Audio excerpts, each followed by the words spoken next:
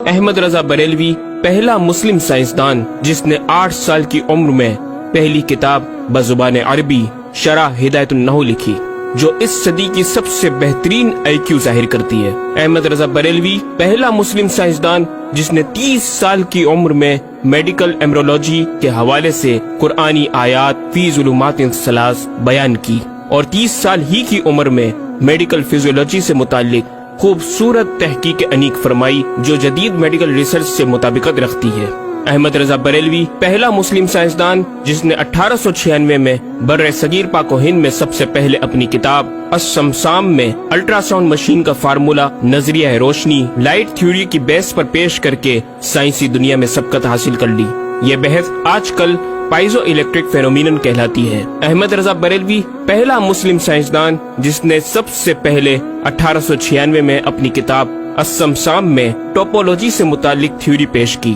بعد میں 1905 میں اپنی کتاب الدولۃ المکیہ میں گفتگو کر کے سبقت حاصل کر لی، جبکہ یہ علم پاک و ہند میں 1968 میں متعارف ہوا۔ احمد رضا بریلوی پہلا مسلم سائنسدان و طبیب جس نے جذام لیپروسی سے متعلق 1908 میں 32 صفحات پر مشتمل اپنی تصنیف الحق المجتلی تحریر فرما کر اسلامی نظریہ غیر متعدی نون کمیونیکیبل پیش کر کے اسلام کی برتری سپریمیسی آف اسلام کو ثابت کیا، جس کی تائید آج کی میڈیکل سائنس نے بھی کر دی۔ احمد رضا بریلوی پہلا مسلم سائنسدان و طبیب جس نے طاعون پلیگ بیماری سے متعلق اپنی تصنیف مقامع الحدید میں اسلامی تحقیق کی ایسی وضاحت فرمائی جسے میڈیکل سائنس خراج تحسین پیش کرتی ہے۔ احمد رضا بریلوی پہلا مسلم سائنسدان جس نے صوتیات ساؤنڈ سے متعلق ماڈرن کمیونیکیشن سسٹم کے بنیادی اصول پر فکری بحث کو تجربات سے ثابت کیا، اور 1909 میں اپنی تصنیف الکشف الشافیہ گرامو فون پر تلاوت قرآن سننے کے جواب میں تحریر فرمائی اور تحقیق کی کہ آوازیں فضا میں موجود ہیں۔ مفکر اسلام نے اس رسالے میں ابتداً فوٹوگرافی اور فونوگرافی کا فرق ظاہر کیا، نیز ساؤنڈ تھیوری پیش کر کے کان کی ساخت anatomy of the muscles tensor اور ایئر آؤٹر اور مڈل کو سماعت کے لیے ضروری بتایا، جس کی تائید جدید فزیکل سائنس نے بھی کر دی ہے۔ یہ بحث آج کل ڈیمپڈ ہارمونک موشن کہلاتی ہے، جبکہ علم صوتیات پر آپ کی ایک اور تصنیف البیان الشافیہ حکم فونوگرافیہ بھی ہے۔ احمد رضا بریلوی پہلا مسلم سائنسدان جس نے وضو اور غسل کے پانی پر پوچھے گئے ایک چھوٹے سے سوال کے جواب میں فزکس کے موضوع پر فلوئڈ ڈائنامکس سے متعلق تصنیف الدقۃ والتبیان 1915 میں لکھ کر جدید سائنسی اور فقہی انداز سے تحقیق کے انمول موتی بکھیرے اور پانی کی 307 اقسام بیان کی، اور ایک کتاب النور والنورق تحریر فرمائی جس میں پانی کی فزیکل پراپرٹیز کو 43 قسموں میں تقسیم کیا۔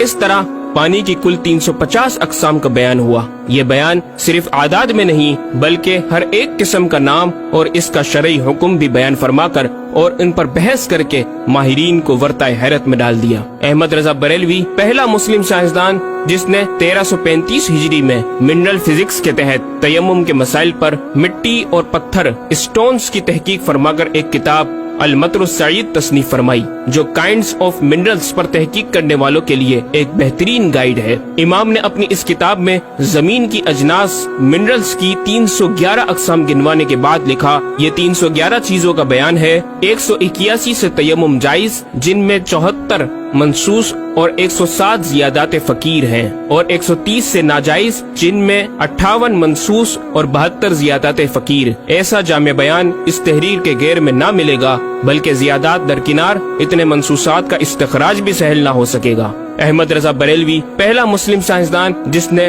سب سے پہلے 1919 میں ایٹمی پروگرام کا قرآنی تصور ومزقناہم کل ممزق اور ہم نے اسے پارا پارا کر دیا سے استنباط کر کے اپنی کتاب الکلمۃ الملہمہ میں نظریہ ایٹم بیان کیا، اور جے تھامس کے نظریات کی تائید کی اور دلائل عقلیہ سے پہلے آیات قرآنیہ پیش کی، اور امریکہ میں جوہری توانائی کے کام کا آغاز کرنے والے پروفیسر البرٹ آئنسٹائن اور لندن کی ملکہ این سے سر کا خطاب پانے والے مشہور سائنسدان نیوٹن کے خیالات کا 5 دلیلوں سے رد کیا اور اپنی تحقیق میں ایٹمی نظریے سے متعلق طویل گفتگو کی اور غلبہ اسلام کی حقانیت کو ثابت کر کے مفکروں مدبروں کو دعوت فکر دی۔ احمد رضا بریلوی پہلا مسلم سائنسدان جس نے زمین کے ساکن ہونے کے حوالے سے 1919 میں 4 فکر انگیز کتب تحریر فرمائی اور 115 دلائل سے یہ ثابت کیا کہ زمین ساکن ہے اور سورج سمیت تمام سیارے اس کے ارد گرد گھوم رہے ہیں۔ احمد رضا بریلوی پہلا مسلم سائنسدان جس نے علم البحر اوشینوگرافی پر بھی قلم اٹھایا اور حرکت زمین کی تحقیق میں اپنے رسالے فوز مبین ہی میں ایک باب علم البحر کی ذیلی شاخ مد و جزر ٹائڈز جسے جوار بھاٹا بھی کہا جاتا ہے پر بحث و تحقیق کی۔ احمد رضا بریلوی پہلا مسلم سائنسدان جس نے 17 دسمبر 1919 کو دنیا میں ہونے والی ہولناکیوں کی دنیا بھر کے اخبارات میں پیشن گوئی کرنے والے فرانسس کو امریکہ کے ماہر سوا کے